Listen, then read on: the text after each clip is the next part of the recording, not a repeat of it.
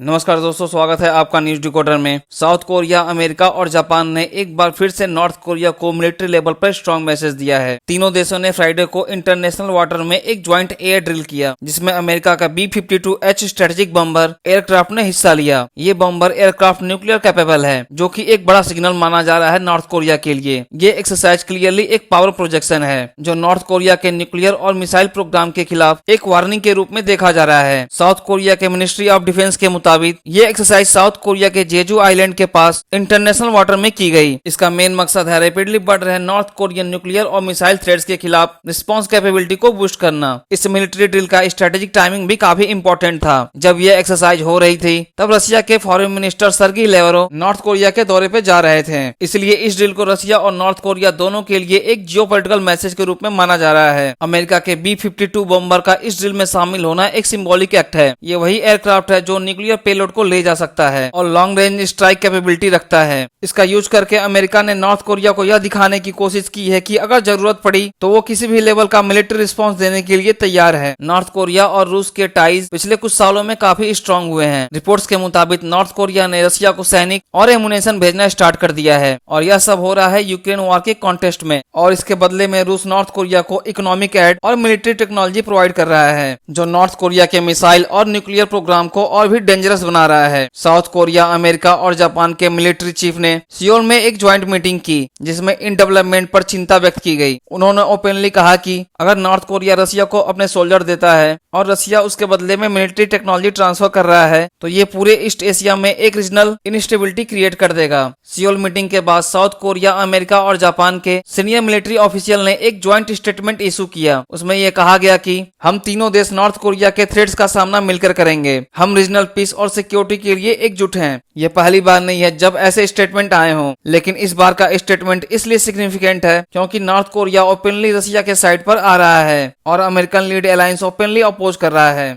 वहीं north Korea इस joint military deal को हमेशा अपने खिलाफ एग्रेशन के रूप में देखता है। उनका कहना है कि ये डील एक्चुअली में एक preparation for war against north Korea है। हर बार जब अमेरिका और उसके एलाई कोई मिलिट्री ड्रिल करते हैं, तो नॉर्थ कोरिया मिसाइल टेस्ट करके या एग्रेसिव स्टेटमेंट देकर जवाब देता है। इस बार भी कुछ ऐसा ही एक्सपेक्ट किया जा रहा है, स्पेशली जब रशिया के फॉरेन मिनिस्टर नॉर्थ कोरिया के विजिट पर हैं। कई एनालिस्ट का कहना है कि नॉर्थ कोरिया अकेले कुछ दिनों में बैलिस्टिक मिसाइल या क्रूज मिसाइल का टेस्ट कर सकता है, जिसमें वो America, Japan, south Korea alliance के अगेंस्ट एक शो ऑफ स्ट्रेंथ के रूप में प्रेजेंट करेगा। नॉर्थ कोरिया की मिलिट्री स्ट्रेंथ सिर्फ रशिया से नहीं बढ़ रही, बल्कि चाइना और ईरान का भी इनडायरेक्ट सपोर्ट है। चाइना हमेशा से नॉर्थ कोरिया का एक पॉलिटिकल और इकोनॉमिक प्रोटेक्टर रहा है, जबकि ईरान से वेपन और टेक्नोलॉजी एक्सचेंज होने के क्लू मिल रहे हैं। यानी अगर आज एक कोई ग्लोबल कॉन्फ्लिक्ट होता है, तो नॉर्थ कोरिया के पीछे रशिया, चाइना और ईरान जैसे देश मिल सकते हैं। इसके अपोजिट अमेरिका के साथ जापान और साउथ कोरिया के अलावा नाटो कंट्रीज भी हैं। यानी दुनिया क्लियरली दो मिलिट्री ब्लॉक्स में डिवाइड हो सकती है। वहीं डिफेंस एक्सपर्ट का कहना है कि अगर नॉर्थ कोरिया और रशिया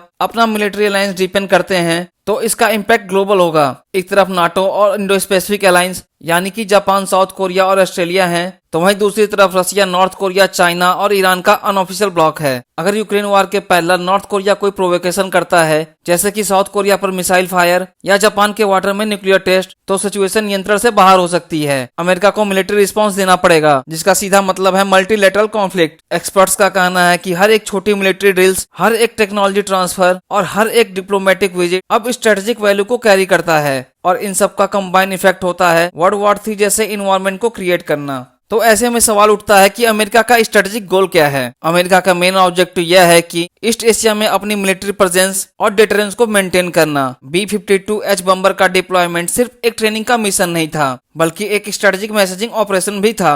और इसका एम यह था कि नॉर्थ कोरिया को यह बताया जाए कि अगर फ्यूचर में वह कोई भी मिस एडवेंचर करता है, तो अमेरिका रेडी है use full military might say counter करने के लिए। अमेरिका के लिए ये रीजन इसलिए भी इम्पोर्टेंट है क्योंकि चाइना भी ताइवान पे एग्रेसिव स्टेंस ले रहा है। अगर north Korea, Russia, China axis active हो जाता है, तो ये अमेरिका के इंडो पैसिफिक स्ट्रेटजी के लिए सबसे बड़ा चैलेंज होगा। इस तरह से दुनिया अब एक ऐसे मोड़ पर खड़ी है जहां मिलिट्री ड्रिल्स, डिप्लोमेटिक विजिट और अलायंस सब कुछ एक ग्लोबल वॉर की तरफ संकेत कर रहे हैं। अमेरिका, साउथ कोरिया और जापान की ज्वाइंट मिलिट्री ड्रिल्स सिर्फ नॉर्थ कोरिया को वार्न करने के लिए नहीं, बल्कि रसिया और चाइना को भी इनडायरेक्टली मैसेज देने के लिए है। नॉर्थ कोरिया, रसिया और चाइना की तरफ से जो रिस्पॉन्स आएगा उस पर दुनिया की शांति और फ्यूचर डिपेंड करेगा। हर एक मिसाइल टेस्ट, हर एक आर्म डील और हर एक ज्वाइंट मिलिट्री स्टेटमेंट अब एक लार्जर जियोपॉलिटिकल चेस बोर्ड का मूव बन सकता है। अगर दोनों तरफ से एक भी एग्रेसिव स्टेप कंट्रोल से बाहर चला गया तो यह सिर्फ एशिया के लिए क्राइसिस नहीं, बल्कि वर्ल्ड वॉर 3 का एक ट्रिगर पॉइंट बन सकता है। हालांकि अमेरिका के इस स्टांस पर आपका क्या मानना है? क्या अमेरिका ने B-52H बम्बर उड़ाकर गलत किया